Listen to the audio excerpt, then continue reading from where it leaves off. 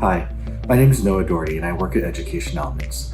I'm excited to talk today about how we can support the whole child in tomorrow's schools. This is a really big topic and we're going to focus on three key considerations. First, how do we create safe and emotionally supportive learning spaces for our students? Second, we want to recognize that SEL competencies really work best in the most rigorous learning experiences. And third, we want to design lesson activities that really encourage student voice and choice. We're going to talk about each of the challenges that surround these considerations. We're going to talk about the opportunities present, and we're really going to think holistically about how we create the kind of schools that can really support the whole child. To begin with, I want you to think about a time and place where you felt safe and emotionally supported. Maybe it was when you were learning in a classroom or a place of work or a social or community group you've been a part of. For me, I think about the very best team I've ever worked on, which is when I taught 8th grade social studies. We were all newer teachers, but very quickly we developed a deep level of trust and understanding between us. We could really see the unique value that each of us brought to the team, and we leaned on those strengths in our work. This is also the first time when I wasn't afraid to fail in front of my colleagues. I could have a lesson that didn't go well, or I could have a student relationship that needed to improve, and I was never worried about hiding that from my team. Because one, I knew they would never sidestep that issue, and two, I knew they would always be there to support me. I grew so much when I was on that team, and it was because that space was so supportive and safe. And I've often thought about that team as I moved to a different school and different places of work. I thought about that team when I wanted to make my classroom a safe space for students to share writing feedback with one another. I've thought about that team when I've worked with colleagues on a new project, especially when we run into an unforeseen challenge. This is why we start with self-reflection when thinking about creating safe and emotionally supportive spaces. Our own experiences can illustrate the power and potential of those spaces. When our personal journey reinforces the why behind this consideration, it is all the more powerful. I want you to take time to really reflect about a time and place where you felt safe and emotionally supported. What was the context of that place? How did it empower you? How have you tried to recreate that kind of space for others? What was the impact of that space for you? What might be the impact of that space for students? A very quick note. The inverse of this self-reflection question can provide a helpful contrast. When we think about safe and emotionally supportive spaces, we can compare them to spaces that have felt judgmental or unsupportive, tense, or uncaring. Now, while that contrast can be helpful, we shouldn't focus on the inverse of it. Creating a safe and supportive space isn't about the absence of something. It's about the very intentional inclusion of something. It's not enough to say, I won't be judgmental in this space. We have to intentionally include opportunities for self-reflection, for the celebration of mistakes, to really create that kind of safe and supportive space. The Aspen Institute is a policy and think tank that created the National Commission on Social, Emotional, and Academic Development. In 2019, they released their report From a Nation at Risk to a Nation of Hope. In that report, they write, "It is a mistake to view social and emotional learning as a soft approach to education. Quite the opposite. An emphasis on these capacities is not the sacrifice of rigor, it is the source of rigor." When we think about SEL competencies as separate from academic standards, we create the risk that we'll prioritize one over the other. Instead, we must shift our approach to recognize the deeply symbiotic relationship between these two. If we're to develop competencies such as self-awareness or responsible decision-making, we have to engage students in learning experiences that allow them to apply, analyze, and practice those skills. You can't teach responsible decision-making by simply defining it at the remember level. However, you can ask students to apply that practice. They can analyze the complex considerations involved in responsible decision-making, and they can reflect on their own decisions and the decisions of others in an effort to evaluate how responsible they were. Let's imagine a social studies classroom where we use something like the Treaty of Versailles that ended World War I as an opportunity to evaluate the decisions made by world leaders. Was it a responsible decision to require Germany to accept full responsibility for the war and pay massive reparations to the Allied powers? This question requires students to really think about how they define responsibility for themselves. They have to consider the competing responsibilities the world leaders felt and the impact of that decision. This is just one way that a rigorous activity can authentically involve SEL competencies. Prioritizing SEL competencies in the classroom goes hand in hand with increasing the rigor of those same classrooms. We must adjust our language to name this truth and create systems and expectations that help educators plan for both when designing learning experiences. Thinking about the school of tomorrow requires us to consider the jobs of tomorrow. And these jobs require a different set of skills than the ones we've traditionally prepared students to develop. The global management consulting company McKinsey published a discussion paper about the future of work titled Skill Shift: Automation and the Future of the Workplace. In their analysis of the skills that employers will look for, they found that between 2016 and 2030, demand for social and emotional skills will grow across all industries by 26%. Addressing the needs of the whole child isn't just helpful today, it is setting our students up for success in the workplace tomorrow. Why are social and emotional skills increasing in importance? Primarily, it's because of the increased importance of advanced technologies like automation and artificial intelligence. As automation expands and artificial intelligence continues to improve, social and emotional skills will become even more important. This is because these are the skills that we simply cannot program into a computer. While machines may be taking some of our jobs, they're also making the most human part of them more important than ever. What can we as educators do to prepare our students for the jobs of tomorrow?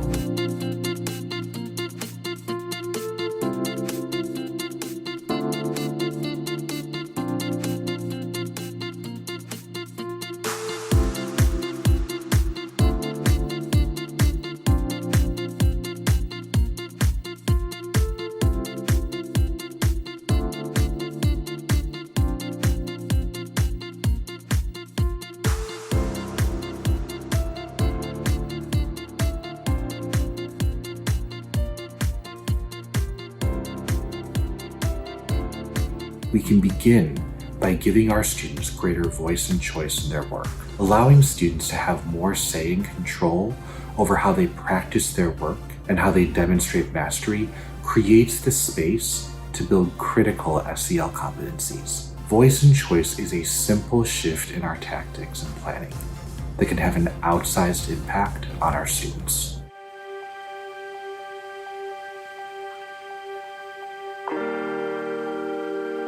Hi, I'm Megan. I'm a former teacher and school administrator, and I'm now an associate partner at Education Elements. I'm Maria. I'm a design principal here at Education Elements, and I'm a former blended learning coach and middle school math teacher. Since March 2020, the United States, along with the rest of the world, has been living through a once-in-a-century experience. A global pandemic that's upended everybody's lives. Even those of us who are among the more fortunate living through this period in history, we've still had upheavals in our lives that impact our health, our economic security, and the way we work and learn. In this context, supporting students who are experiencing trauma can be especially challenging for educators. As educators, we know that every interaction that we have with a student is really either a deposit or a withdrawal from a quality relationship with that student. So every interaction that you have with a student has an impact. So understanding the impact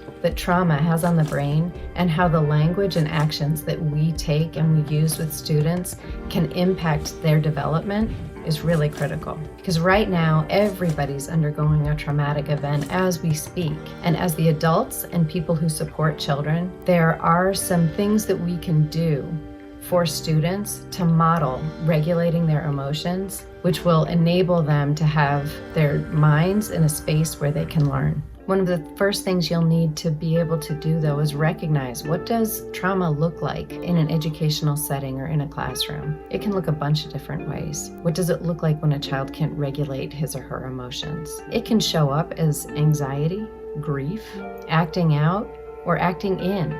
like withdrawal. And when we're thinking about emotional regulation, it doesn't mean suppressing or not feeling the emotions. Regulating emotions means that you experience the emotions and you can process them and cope with them in a way that's appropriate to the context. So when a student is unable to regulate their emotions, they might respond to things that you don't notice. I can think of some examples, like if you are with a student and you can see that they're just getting really furious, and you say, "Is everything okay?"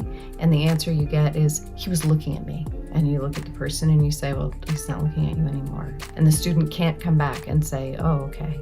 What the student does instead is say, "He was looking at me." That means they're having a reaction that's disproportionate to the circumstance that happened. A kindergartner who might retreat behind the bookcase to take a nap in the middle of the day. That's withdrawal activity. So that's a student who's chosen to withdraw because they can't cope with their emotions. A high schooler who has a tearful reaction to something that seems like a minor altercation. That also may be evidence of a lack of emotional regulation. And as we're reviewing sort of the evidence of a lack of emotional regulation, one thing to consider that's really important is that regulation is not a character trait. It's a skill set. So if you are somebody who regulates your emotions well, that is a skill that you learned. You may be temperamentally a little more go with the flow than some people, and there are some temperamental differences, but everybody is capable of learning how to regulate their emotions. So the charge for us is knowing that everybody's capable of learning how to regulate their emotions. We need to teach these skills to students and then support them as they practice them, and we need to model them as well. This is all in service of making sure that students have the mental space and the receptiveness to learning when they need to be learning. When students are dysregulated, they pay attention to things like body language and nonverbal cues, not so much to the language that you're offering to reason them out of this state of mind. The first way that you can support students' social emotional learning and their development is by building strong relationships with them. So we all know that relationships are really the basis for learning. If you're a classroom teacher, you definitely know that. And that's especially true when we're thinking about social emotional learning and supporting children's regulation. Meeting the need for connection can be challenging for teachers in a typical year, but it's magnified this year by the fact that students and teachers might be in different places on different schedules. We don't have that informal time to build relationships with students like at lunch or in the hallway or as they enter the classroom. Or even if you're in the building, you might have the challenge of physical distancing, not being able to check in with students. Even with these constraints, there are some high leverage opportunities that you as an educator can use to strengthen your relationship with students, whether that's in a distance learning environment or in a hybrid environment. The second piece is supporting students with emotional regulation so that their brains can focus on learning. When we help students to regulate, we're supporting the part of their brain that allows them to process complex material like language so that their brains are better able to process academic content. As a teacher, having a calm and more importantly, a consistent presence, building routines and really leveraging those routines, telling students if a change is coming, what's going to happen next, and most of all, building strong relationships with them can really help students with emotional regulation. Having a routine can be like an anchor for students' brains. They know what's coming next, it's predictable, they don't have to stress out or worry about the immediate future because they know that there's a schedule, they know that there is a routine, and that's easy for their brain to follow. The last piece that we'll talk about today is something that adults really need too, and if you're a teacher, you are definitely familiar with how important this is: consistency. Consistency, similar to the way that you use routines, can help provide a safe and stable environment that helps students' brains regulate, and then they can actually focus on learning. So as a teacher, as you're creating and maintaining this learning environment, focusing on minimizing the unpredictable elements of your learning environment can go a long way in supporting students with their emotional regulation. Providing an agenda, following a schedule, and then providing students reminders of what's coming up next, what's coming up later in the day, what's coming up later in the week can really support their emotional regulation. An example of when things are unpredictable and it can be hard to focus that maybe you can relate to, it's definitely true for me, is when I'm driving and I get lost. Suddenly, because I'm trying to process the unpredictability of being lost, I'm trying to follow a map, I'm trying to not hit the car in front of me, my brain cannot process that extra sensory input of music or of sound, and I have to turn it down right away. Another big piece when it comes to consistency, which if you're a teacher you already know, is your emotional consistency and your consistency in responding to students. By having a consistent emotional response as the adult, you are not only modeling for them what it looks like to regulate your emotions, but you're also helping them to regulate, which is called co-regulation. A metaphor for this from the Momentous Institute in Houston is to be the thermostat and not the thermometer. So if your student or your students are emotionally dysregulated, they're having an outsized response, they're dysregulated going up and down. If you match them and you match their dysregulation by becoming dysregulated yourself, then you are being the thermometer. And we're not modeling for students how to regulate our emotions as the adult that's in the space. However, if you are as emotionally consistent as you can be, you're modeling for students what it can look like to emotionally regulate, and you're helping them to regulate their own emotions by providing that sense of safety, that security in their emotional response. So a few strategies that you can do to help students regulate starting with their body is start every class or every session with a body calming activity like the pancake breaths. You could also use something like a bead counter where students are counting beads. You can use the little glitter thing where you flip it upside down and they watch the glitter settle. One exercise that I love and I do for myself that I learned from my therapist is to count the number of blue objects in a room. So I'll look for 5 blue objects and then I'll look for 4 red objects. And just that act of slowing down, looking for something that's in the space can help me regulate, can help your students regulate, and be more present and deal with those emotions. Anytime that you're using one of these techniques, you really want to pay attention to how your students are responding. You never want to force them to do something that they're uncomfortable to do, but we can provide these techniques as a way for students to learn how to regulate their own emotions and find one that works for them. So, how will you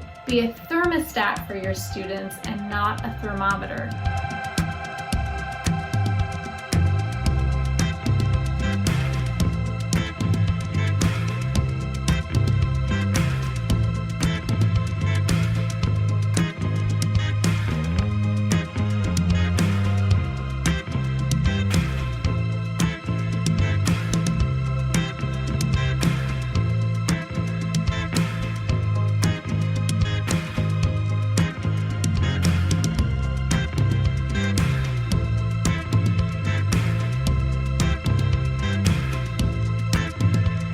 So we encourage you to plan as you're looking at your lessons, as you're looking at the week or the unit that's coming up. How can you build in those principles of being consistent, being emotionally regulated, giving students an opportunity to learn those skills to help them emotionally regulate into your upcoming units?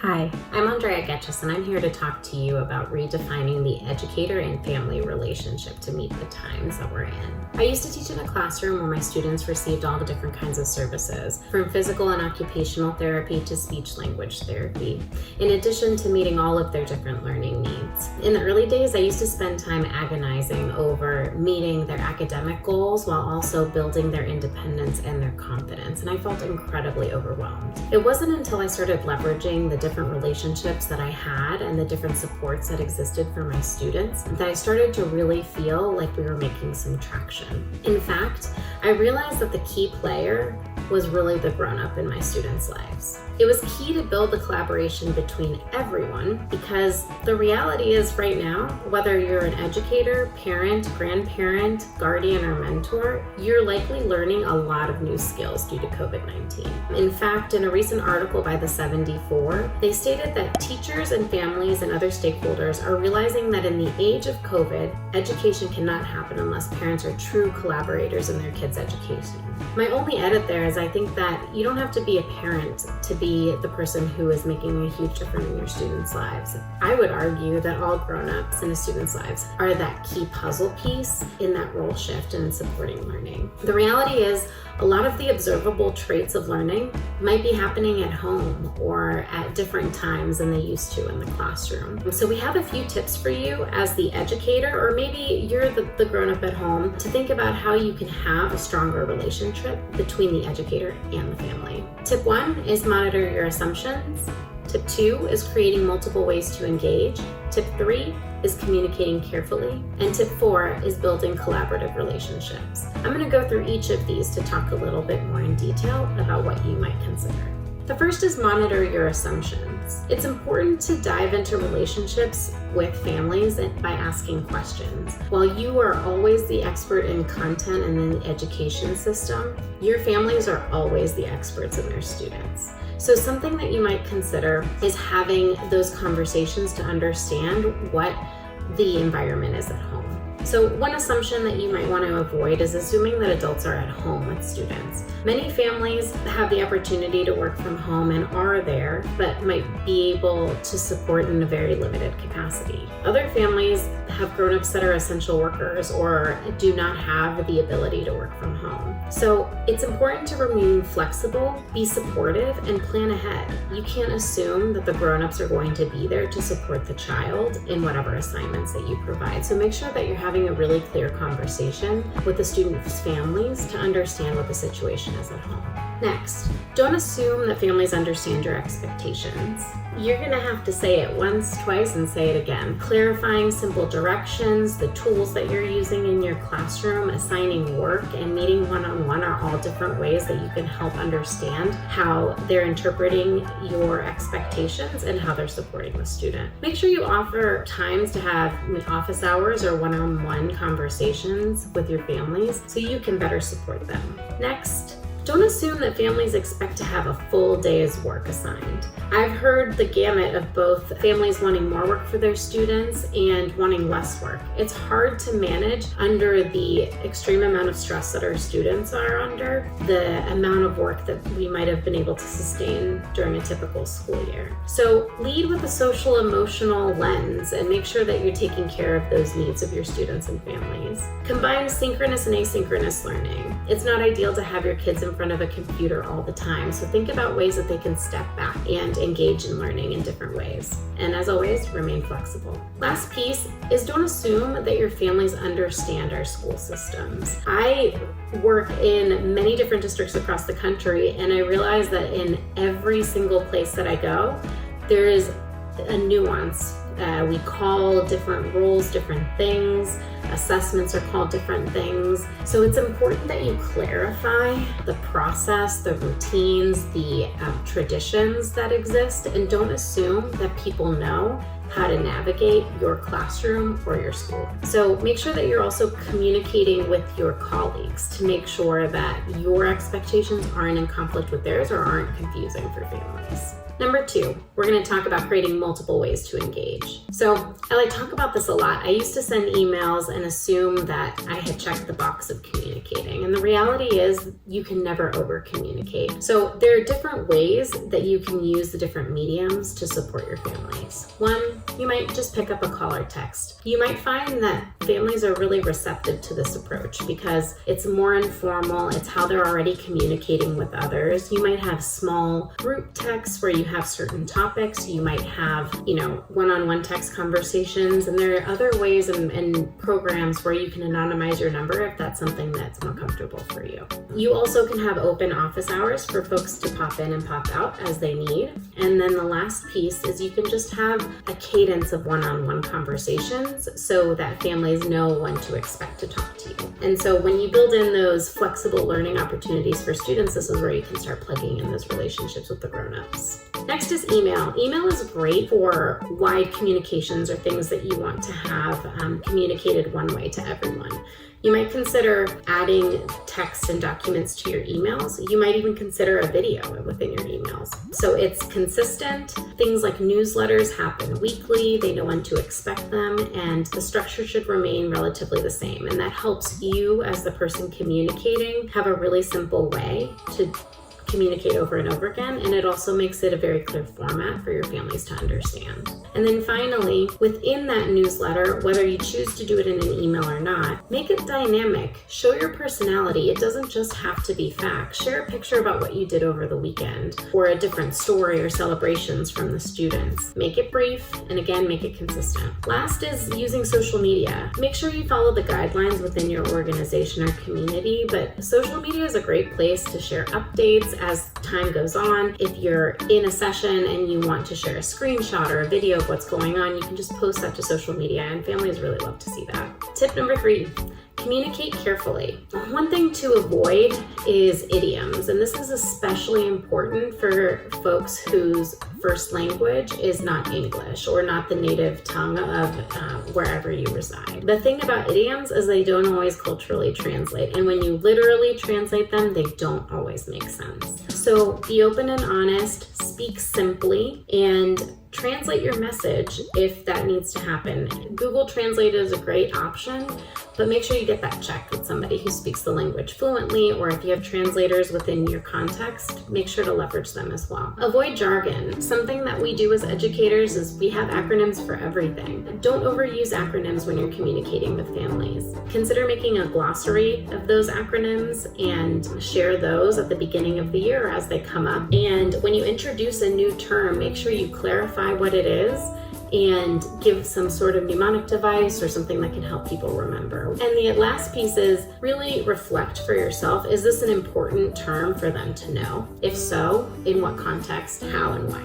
The last tip is building a collaborative relationship, and this is probably the most important. The first thing you can do is probably really logical for you is asking questions. Start with getting to know you questions. When do you notice your child succeeding? When are they the happiest? When do they have energy? When are they lower energy? What work do they go through very quickly versus what work seems to be a little bit more of a struggle? Make sure you're monitoring progress as well. So when you talk to parents, pick up where you left off. Last time we talked about X. How is that going? You mentioned that your child is frustrated when Y. Tell me more about that. Next thing is be specific. A mistake I used to make as a teacher was adding meaning to observations that I had. So instead of saying, Thomas loves to talk and is always distracting his friends, I remove the judgment and I say, I've noticed that after lunch is a really tough time for Thomas to concentrate. It looks like him talking to friends or getting out of his seat. Have you noticed this before? Has this been an issue in the past, or is this maybe new to the context? Ask parents or guardians for their ideas. They've been working with their student for a long time and they have all of those tips. Last piece is share your learning. You're trying new skills just as much as families are and students are. So make it public. Share what's been going well, what's been hard, how has your growth been, what's changed over time. I really got into doodling, and something that I used to do was just practice doing facial expressions. And I compare them from what I used to do back in January to what I'm doing now, and they look significantly better. But when people see them now, they think I'm just naturally talented, and that's not true. It really takes practice. So when you normalize the fact that you have to practice and learn, you give others the confidence to try something new. So again, we talked about 4 different tips for redefining that relationship between the educator and the family. We talked about monitoring your assumptions, creating multiple ways to engage, communicating carefully, and building a collaborative relationship.